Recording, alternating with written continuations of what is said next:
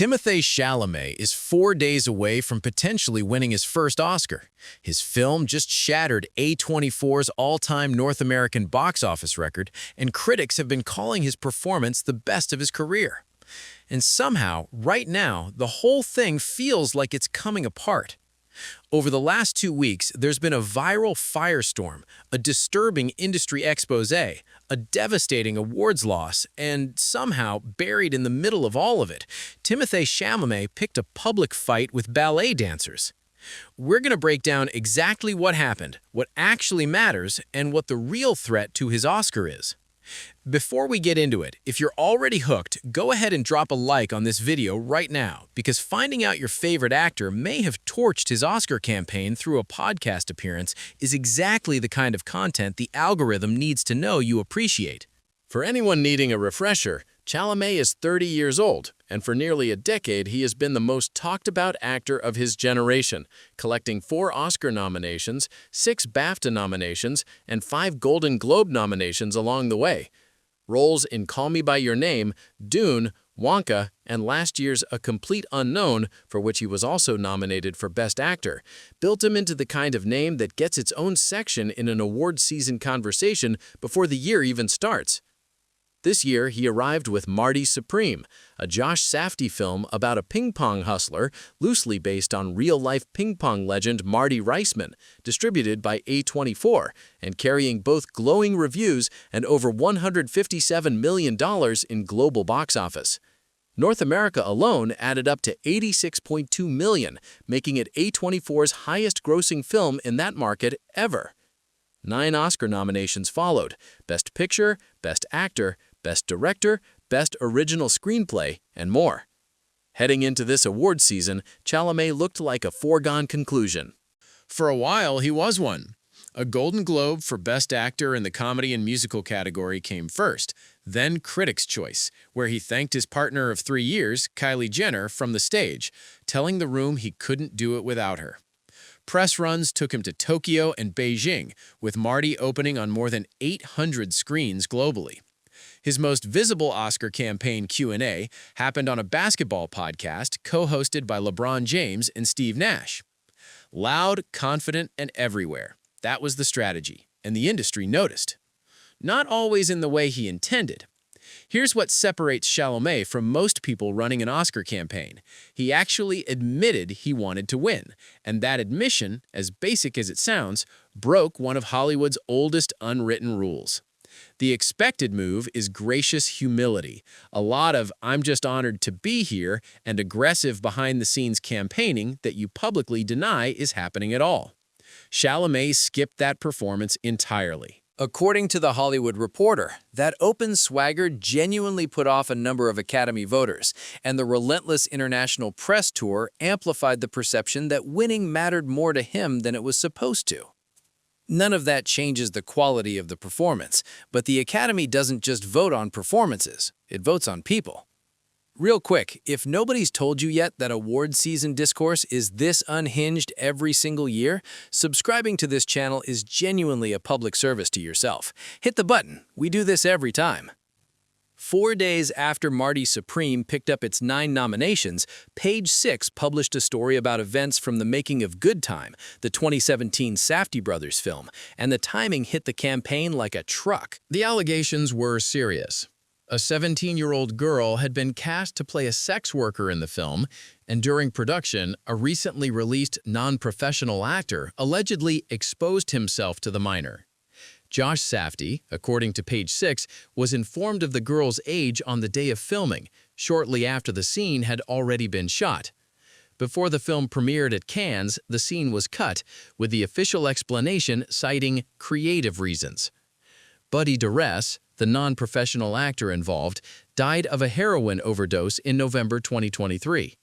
The story also claimed that Benny Safdie, Josh's brother and longtime collaborator, didn't learn the full story until 2022, and that discovering it became a breaking point between them, eventually contributing to their public split.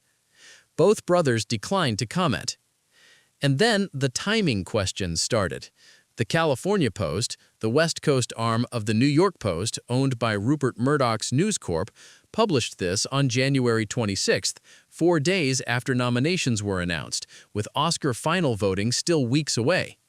Several industry veterans pointed out the story carried hallmarks of what gets called an Oscar smear campaign. Serious, timed precisely to land while Academy members are forming their final opinions. The California Post pushed back on that framing, and the question remains open. For Chalamet specifically, Josh Safdie wasn't considered a frontrunner for Best Director anyway, but the story draped a cloud over the entire Marty Supreme campaign at the worst possible moment. March 1st is when the race genuinely cracked open. Oscar final voting had opened 5 days earlier on February 26th, meaning Academy members were actively filling out their ballots when Michael B. Jordan won Best Actor at the Screen Actors Guild Awards for his performance in Sinners. The SAG Awards matter more than almost any other precursor because they're voted on entirely by actors, the single largest branch of the Academy, and a win there is as close to a direct signal as the season produces. Jordan's win didn't just add a trophy to his shelf. Winning while Academy members had their ballots open handed him a wave of momentum at the exact moment it could do the most damage to Chalamet's lead. For context on how bad that combination looks, the last actor to win the Oscar after losing both the BAFTA and the SAG was George Clooney for Syriana, and that was 20 years ago. Chalamet lost both. The math on that precedent is not encouraging. If you're watching this thinking, wait, 20 years ago was the last time someone survived this? Same. And that like button needs a tap right now. Let's keep this going. Now we get to the controversy that flooded your feed, and the full story is both more understandable and more ironic than the clips made it look. On February 24th, 2 days before Oscar voting opened, Chalamet sat for a town hall interview with Matthew McConaughey for Variety and CNN. The conversation turned to cinema's fight for relevance in the era of shrinking attention spans, and Chalamet said this: "I don't want to be working in ballet or opera, or things where it's like, hey, keep this thing alive, even though no one cares about this anymore. All respect to the ballet and opera people out there. I just took shots for no reason." The point he was making was about film's ability to reach massive mainstream audiences compared to those art forms, and in that narrow context, the argument makes a kind of sense. What it was not was carefully worded. For several days after the town hall aired, nothing happened. The clip sat there quietly while Oscar voting opened on February 26th and ran through March 5th when voting closed. And then, on March 7th and 8th, 2 to 3 days after the ballots were already locked, the clip went viral at full speed. Doja Cat posted a now-deleted TikTok saying dancers show up at 6 a.m. They show up and they break and they bleed every single day. A Canadian mezzo-soprano called the comments a disappointing take. An American artist wrote that ballet and opera require a massive amount of talent and discipline this man will never possess. The Metropolitan Opera posted a behind-the-scenes video captioned, "All respect to the opera and ballet people out there," and collected 450,000 likes. Seattle Opera ran a 14% discount promotion for their production of Carmen using the promo code Timothy. Ballet West posted, "Ballet is dying? Someone forgot to tell us." One TikTok commentator announced that the world was potentially witnessing the swift and hard downfall of Timothée Chalamet in real time. Here's the part that makes this whole news cycle almost funny. Voting closed March 5th, the backlash peaked March 7th and 8th, and the ceremony is March 15th. Mathematically, these comments could not have influenced a single ballot. Whatever happens at the Dolby Theater was already decided before most people saw the clip. The ballet community has 450,000 likes on an opera post, and Timothée Chalamet has a possible Oscar. Subscribe to find out how this ends, because this is the best timeline. So where does the race actually stand 4 days out? According to prediction market Polymarket, as of March 10th, Michael B. Jordan leads at 46.8%, with Chalamet sitting just behind at 46%, a margin so thin it barely registers. On OddsChecker, Chalamet lands at 13.8 odds, with Jordan ahead of him, a coin flip with an Oscar on the line. Sinners, Jordan's film, has had a historically dominant award season, 16 nominations total, which makes it the most nominated film in Oscar history, breaking the previous record of 14 shared by All About Eve, Titanic, and La La Land. Jordan had never received an Oscar nomination before this year.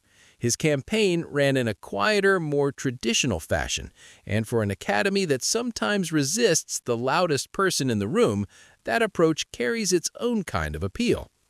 Wagner Moura for The Secret Agent, the Golden Globe winner for Best Actor Drama, and Leonardo Dicaprio both remain in the conversation as potential surprise options, though neither carries the momentum of the top two. Stripping away the noise leaves four things worth actually weighing. The ballet comments had no effect on the vote. The ballots were already submitted. The Safdie expose damaged the campaign's atmosphere without directly threatening Chalamet's individual nomination, since Safdie wasn't the frontrunner for Best Director.